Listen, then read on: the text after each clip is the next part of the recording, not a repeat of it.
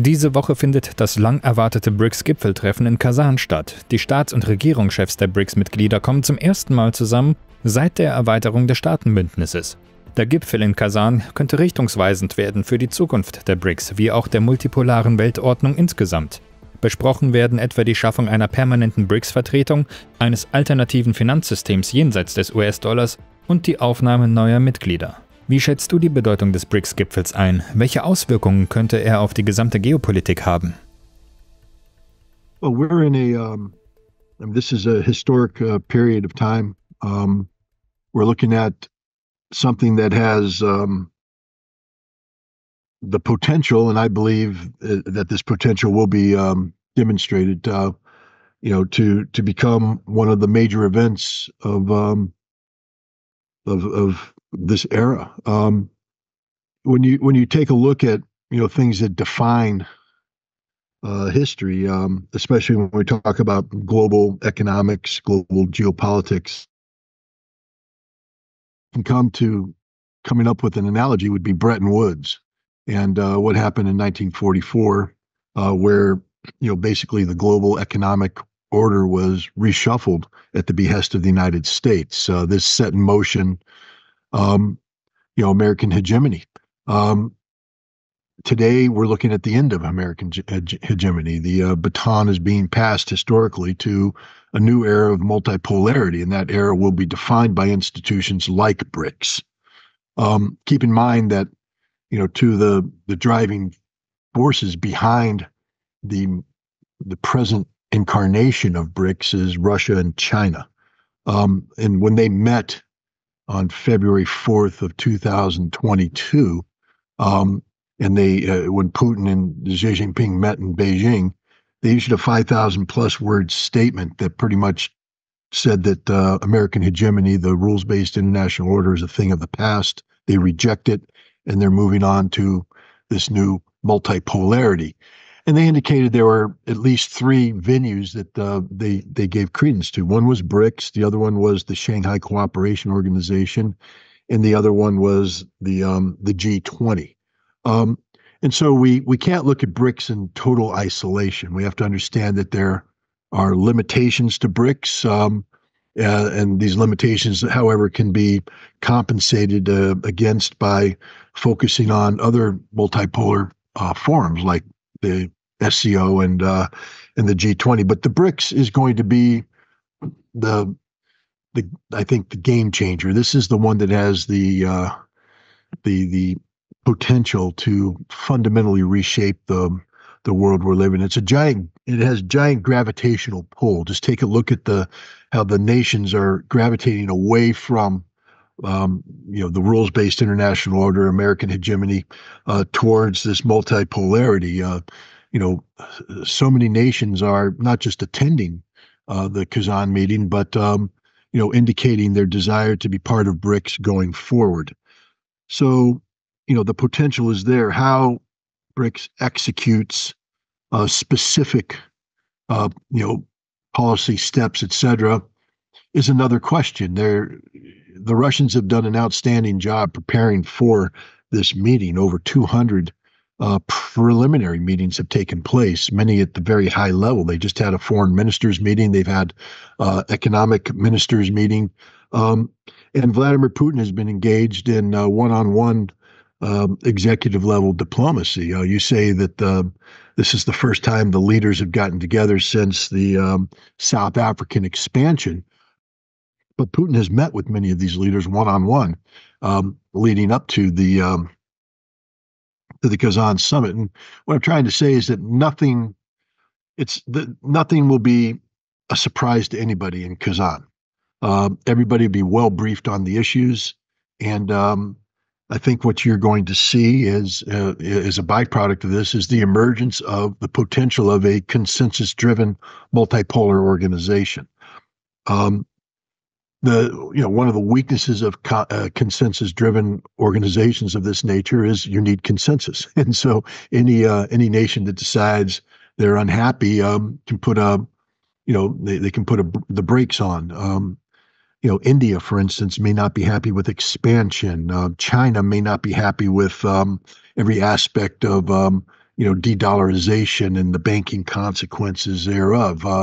And so anybody who's expecting that final documents will emerge from this meeting that lay out the final solution, so to speak, on these issues, I think you'll be disappointed. That's not really what's expected here. What you're seeing is the building of institutions. This is, I think, what the Russians are going to gift BRICS by this amazing year that they've had in institutionalizing processes of consensus decision making. And we will see statements come out. We will see agreements come out where there will be products. These products are the proof positive of this consensus building institutionalization of BRICS. And this is the game changer that Russia has brought people together, has created a methodology for consensus driven decision making. And once you have that down, then the stage is set for that institution to make the final decisions. But if you expect final decisions to be made before the institutions of consensus-driven dialogue have been put in place, you're putting the cart before the horse. But this is going to be one of the historic meetings of all time. Just like Bretton Woods, what took place when in 1944, was the promise of something. But Bretton Woods matured over the years. I think you're going to see the same thing with BRICS. What is kind of emerged from Kasan is a institutionalization and a roadmap, the potential of things to happen. And then down the road, they will happen. But they wouldn't have happened without Kasan. So Kasan is going to go down as one of the most important meetings of the modern era. Ein erklärtes Ziel Russlands wie auch Chinas ist die Ablösung des US-Dollars als Welthandelswährung. Als Schritt dahin ersetzten die BRICS-Staaten bereits den Dollar in ihrem Handel untereinander. Auf dem BRICS-Gipfel in Kasan soll noch keine eigene BRICS-Währung eingeführt werden, aber Gespräche in diese Richtung laufen bereits.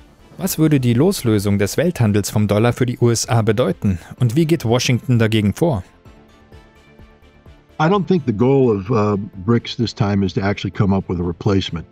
That's an ambitious a goal and objective, and I don't think BRICS is there yet. There's just too many uncertainties in place. But what they are looking at is, first of all, to plant the seed of doubt surrounding the dollar. The dollar can, because of the way the United States has behaved on the global stage, the dollar is no longer a currency that is capable of meeting the needs of the international community. The dollar has become a vehicle of sanctions. The dollar can be stolen at any time because of the banking system, the theft of hundreds of billions of dollars of Russian sovereign wealth by, the banking institutions of the rules-based international order demonstrates the dollar can no longer be trusted. And so you're seeing the world gravitate away from the dollar. But one of the things that made the dollar attractive was that you're dealing with a singular currency. You didn't have to have fluctuations in the values of a number of currencies. It gives confidence, it gives stability in the global market. So right now, what the world has done is decided that it's more efficient to accept the inefficiencies of multiple currency transactions than it is to be held prisoner to the dollar. But eventually, the world, if they're going to replace the dollar, will have to come up with a singularity that operates like the dollar but isn't the dollar. This would be, a basket of currencies. This would be a singular currency. We don't know what it would look like, and neither does BRICS.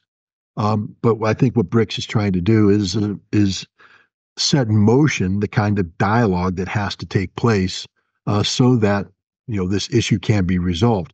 But what's important, what's going to come out of Kasan, isn't going to be the final solution on a replacement to the dollar, but rather the absolute necessity for replacing the dollar. And once there's uniform agreement on that, then they can move forward to find the solution. They're there's still some hesitation in the world about replacing the dollar. Uncertainties about not only what would replace it, but where the power would accrue. As you shift the power away from the United States to this new multipolarity, the concern is that even though they speak of consensus-driven dialogue and multipolar operations, some nations are more prepared for this new multipolarity than other nations, and the danger is that the power will accrue to them. And for those nations in the middle, they might say, well, what's the difference between American dollar hegemony and Chinese yuan hegemony if you don't, if there isn't balance. And so I think there's a hesitation to jump straight into a replacement currency that could easily just become the Chinese yuan. And that's where the slowdown is. But I think there's a growing recognition that the dollar, the day of the dollar is done. And this is bad for the United States. Our economy is based upon perceptions of the strength of the dollar. And one of the things that gives the dollar value is the notion that it is the global, it's the currency of global trade, the world's reserve currency, et cetera. And therefore, the dollar will always be relevant as long as it's out there. And people start walking away from the dollar, confidence in the dollar drops, and that could lead to severe economic problems for the United States, both domestically and globally. And what's the United States going to do about it? It's a little late. I mean, Donald Trump alone of candidates talks about the danger of what we've done. But, when he was president, he sanctioned people just as much as anybody else. But I think he recognizes that when you sanction people, you do damage to the dollar and the reputation of the dollar. So, well, I think it's too late. I think the United States is going to have to learn how to deal with a dollar that is rapidly going to lose its value.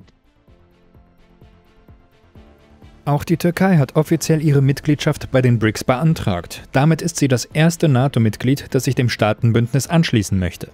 Was würde es für die NATO bedeuten, wenn die Türkei Teil der BRICS wird? Immerhin stünde sie damit noch enger an den von der NATO auserkorenen Rivalen Russland und China. Wäre ein BRICS-Beitritt vertretbar mit einer NATO-Mitgliedschaft? NATO operates as a, ostensibly independent military alliance. But that's not true. The expansion of NATO coincides with the expansion of the European Union, and both the European Union and NATO operate sort of as extensions of America in the rules-based international order. So in order to be an effective member of NATO, you have to adhere to the party line across the board. There are economic aspects, political aspects, military aspects of obedience. Turkey joining BRICS would be a move that's incompatible with continued NATO membership. It doesn't mean that Turkey would leave NATO immediately, but it means that Turkey has made a decision that its strategic direction is no longer unilaterally aligned with the West. That Turkey is branching out, and given the fact that BRICS is far more than a simple economic forum. BRICS has, this massive geopolitical component, this potential, and Putin and others have spoken about using BRICS as a vehicle to create a Eurasian military, if not alliance, at least security system. And if Turkey is a member of BRICS and it becomes part of this Eurasian security alliance, that puts it in direct opposition to NATO. So I think Turkey's made the strategic decision already that it will split with the European Union, which has never wanted it. It will split with NATO, which doesn't know how to deal with Turkey, and will be splitting with the West.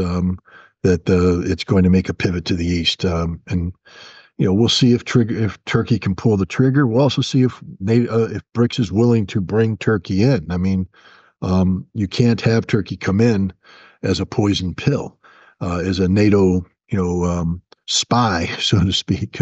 There will be dialogue, which will set what Turkey's strategic intent is in coming to BRICS and wanting to join BRICS. And as long as Turkey's vision of how they see the future aligns with BRICS, then I think if not this time around, next year, there's some question whether or not there will be a new round of expansions at this summit.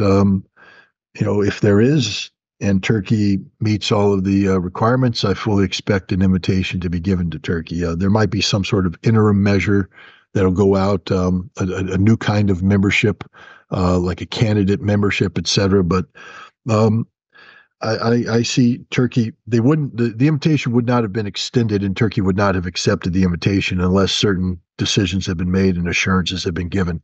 So I think this is the beginning of the end of NATO and frankly speaking, the European Union, because Turkey backing away shows that the European Union is no longer attractive. It's no longer so, and it could be the beginning of other nations, for instance, Serbia, deciding that it no longer seeks European Union membership, and you might see Serbia. An invitation was extended to Serbia to join this, and my understanding is that the president of Serbia is not going. But we'll have to wait and see what happens next year. But this is a very big event. Turkey going to BRICS and the potential of Turkey joining BRICS again is part of this this historic global transformation that's taking place because of BRICS. Ein entscheidendes geostrategisches Ziel der USA ist es, einen Keil zwischen Indien und China zu treiben, um damit die weitere Konsolidierung der BRICS aufzuhalten. Speziell Indien soll als Partner des Westens gegen China in Stellung gebracht werden und von Russland weggelockt werden.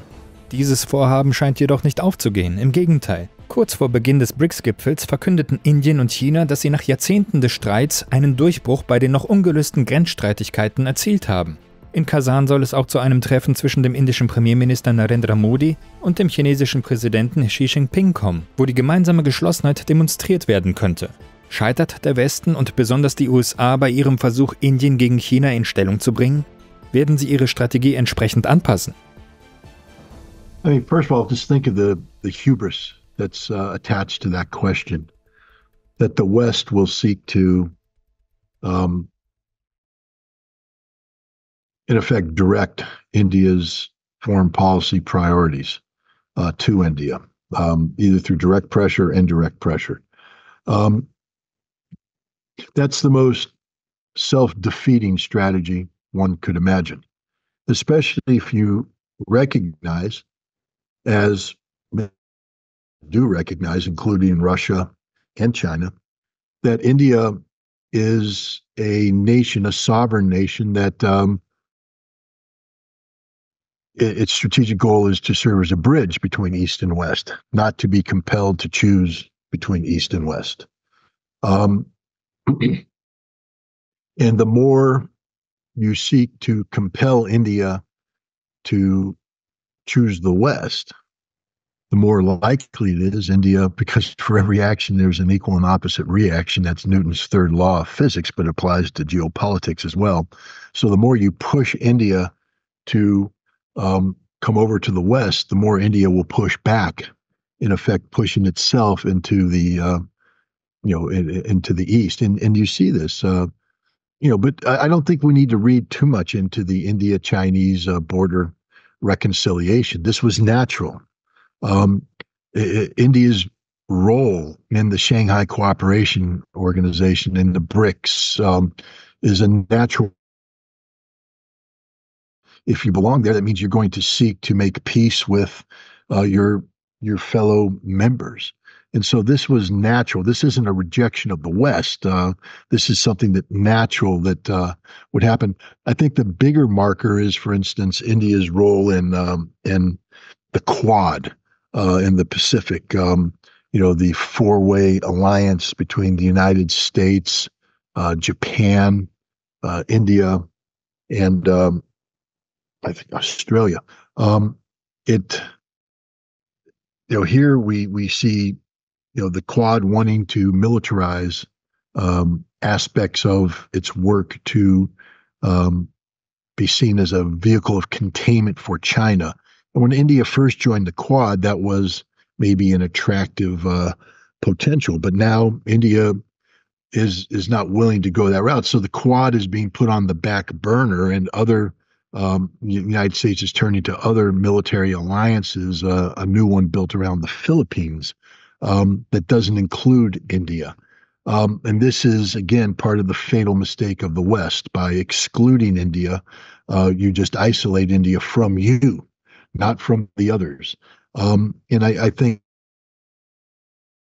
the West is helping India make the choice that it'll end up embracing, which is to divorce itself from the West and more closely align itself with the East through BRICS, Shanghai Cooperation Organization, through the G20. Not because that was the direction India wanted to choose, but that India was given no choice, given the pressures that's been placed on it by the West. The smart move, in my opinion, would be to let India be India, and let India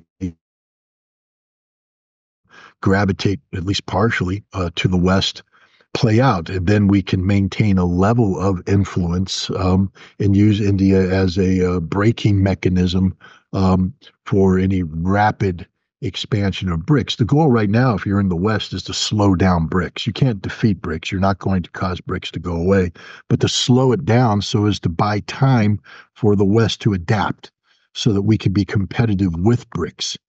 And one of the best ways to slow to have India do that for you, not because you're telling them to do it, but because it's India's natural inclination to do it. But by seeking to compel India to make a choice, India will make the choice against the West, because BRICS isn't trying to impose its will on India. BRICS is respectful of India's sovereignty and the fact that they're capable of having their own foreign policies. Vladimir Putin has said that over and over again. So I think it's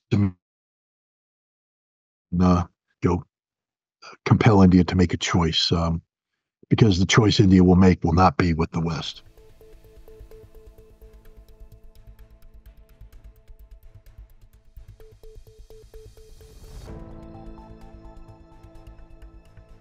Liebe Zuschauer, wenn euch unsere Beiträge gefallen, teilt sie unbedingt in den sozialen Medien. Abonniert unseren Kanal und drückt auf die Glocke, damit ihr keine Veröffentlichung von Gegenpol verpasst.